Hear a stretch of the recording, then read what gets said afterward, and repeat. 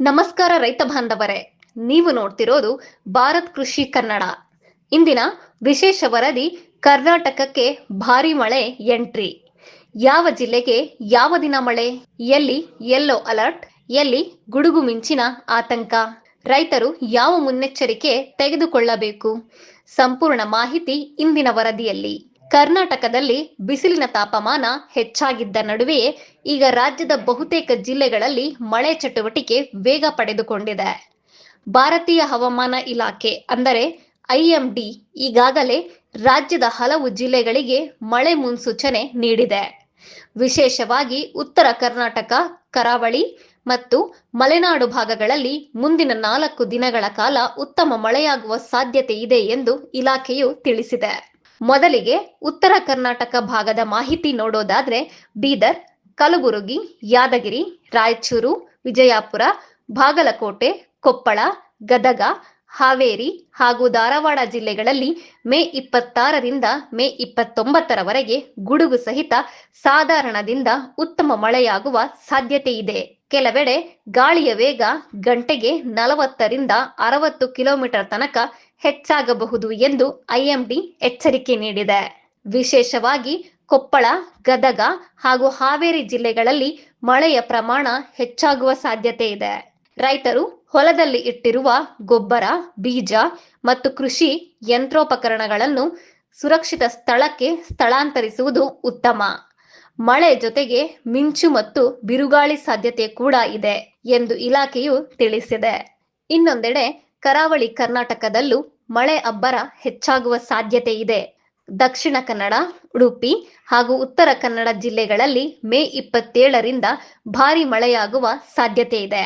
ಕೆಲವೆಡೆ ಸಿಡಿಲು ಸಹಿತ ಮಳೆ ಮತ್ತು ಗಾಳಿ ಬೀಸುವ ಮುನ್ಸೂಚನೆ ನೀಡಲಾಗಿದೆ. ಮೀನುಗಾರರು ಸಮುದ್ರಕ್ಕೆ ಇಳಿಯುವಾಗ ಎಚ್ಚರಿಕೆ ವಹಿಸಬೇಕು ಎಂದು ಸೂಚಿಸಲಾಗಿದೆ. ಮಲೆನಾಡು ಭಾಗಗಳಾದ ಶಿವಮೊಗ್ಗ, ಚಿಕ್ಕಮಗಳೂರು ಹಾಗೂ ಕೊಡಗು ಜಿಲ್ಲೆಗಳಲ್ಲಿ ಮೋಡ ಕವಿದ ವಾತಾವರಣ ಮುಂದುವರೆಯಲಿದೆ.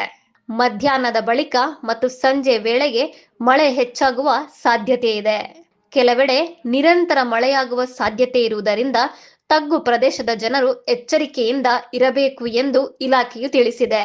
ಇನ್ನು ಜಿಲ್ಲೆಯವಾರು ಚಿಕ್ಕ ಮಾಹಿತಿ ನೋಡೋದಾದ್ರೆ ಬೀದರ್ ಸಂಜೆ ಮಳೆ ಸಾಧ್ಯತೆ, ಕಲಬುರಗಿ ಗುಡುಗು ಸಹಿತ ಮಳೆ, ಯಾದಗಿರಿ ಗಾಳಿ ಸಹಿತ ಮಳೆ, ರಾಯಚೂರು ತಾಪಮಾನ ಇಳಿಕೆ ಸಾಧ್ಯತೆ, ವಿಜಯಪುರ ರಾತ್ರಿ ವೇಳೆ ಮಳೆ, ಬಾಗಲಕೋಟೆ ಚದುರಿದ ಮಳೆ, ಕೊಪ್ಪಳ ಉತ್ತಮ ಮಳೆ ಸಾಧ್ಯತೆ, ಗದಗ ಯೆಲ್ಲೋ ಅಲರ್ಟ್ ಸಾಧ್ಯತೆ, ಹಾವೇರಿ ನಿರಂತರ ಮೋಡ ಕವಿದ ವಾತಾವರಣ, ಧಾರವಾಡ ಗುಡುಗು ಸಹಿತ ಮಳೆ, ಬೆಳಗಾವಿ ಮಧ್ಯಮ ಮಳೆ ಸಾಧ್ಯತೆ, ಶಿವಮೊಗ್ಗ ಭಾರಿ ಮಳೆ ಸಾಧ್ಯತೆ, ಚಿಕ್ಕಮಗಳೂರು ಮಲೆನಾಡು ಭಾಗದಲ್ಲಿ ಹೆಚ್ಚು ಮಳೆ, ಉಡುಪಿ ಕರಾವಳಿಯಲ್ಲಿ ಮಳೆ ಚಟುವಟಿಕೆ ಜಾಸ್ತಿ, ದಕ್ಷಿಣ ಕನ್ನಡ ಭಾರಿ ಮಳೆ ಸಾಧ್ಯತೆ, ಉತ್ತರ ಕನ್ನಡ ಗಾಳಿ ವೇಗ ಹೆಚ್ಚಾಗುವ ಸಾಧ್ಯತೆ, ಬೆಂಗಳೂರು ಸಂಜೆ ಮತ್ತು ರಾತ್ರಿ ಮಳೆ, ಮಂಡ್ಯ ಸಾಧಾರಣ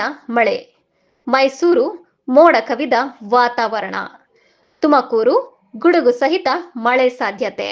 ಇನ್ನು ದಕ್ಷಿಣ ಒಳನಾಡು ಭಾಗಗಳಾದ ಬೆಂಗಳೂರು ನಗರ, ಬೆಂಗಳೂರು ಗ್ರಾಮಾಂತರ, ಮಂಡ್ಯ, ಮೈಸೂರು, ತುಮಕೂರು, ಹಾಸನ ಹಾಗೂ ಕೋಲಾರ ಜಿಲ್ಲೆಗಳಲ್ಲಿ ಸಹ ಮುಂದಿನ 3 ದಿನಗಳ ಕಾಲ ಗುಡುಗು ಸಹಿತ ಮಳೆಯಾಗಲಿದೆ. ಬೆಂಗಳೂರಿನಲ್ಲಿ ಈಗಾಗಲೇ ಯೆಲ್ಲೋ ಅಲರ್ಟ್ ಘೋಷಿಸಲಾಗಿದೆ.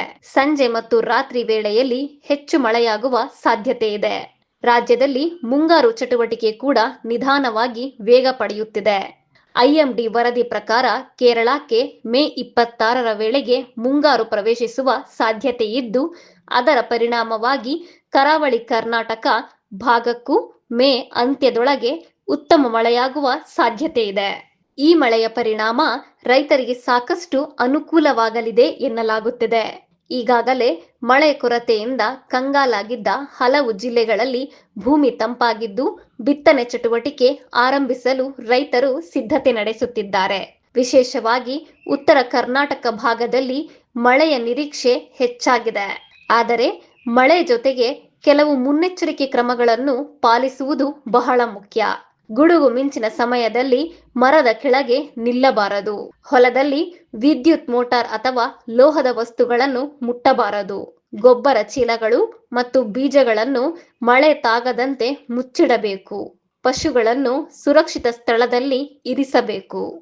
ಒಟ್ಟಿನಲ್ಲಿ ನೋಡಿದರೆ ಮುಂದಿನ 4 ದಿನಗಳ ಕಾಲ ಕರ್ನಾಟಕದ ಬಹುತೇಕ ಜಿಲ್ಲೆಗಳಲ್ಲಿ ಮಳೆ ಚಟುವಟಿಕೆ ಮುಂದುವರಿಯಲಿದೆ. ರೈತರು ಹವಾಮಾನ ಇಲಾಖೆಯ ಅಧಿಕೃತ ಮಾಹಿತಿಯನ್ನು ಗಮನಿಸುತ್ತಾ ಕೃಷಿ ಚಟುವಟಿಕೆ ಕೈಗೊಳ್ಳುವುದು ಉತ್ತಮ. ಇದು ಇಂದಿನ ಹವಾಮಾನ ವಿಶೇಷ ವರದಿ. ಇನ್ನಷ್ಟು ಕೃಷಿ, ಮಳೆ ಹಾಗೂ ರೈತರ ಉಪಯುಕ್ತ ಮಾಹಿತಿಗಾಗಿ ನೋಡ್ತೀರಿ ಭಾರತ್ ಕೃಷಿ ಕನ್ನಡ. ಧನ್ಯವಾದಗಳು.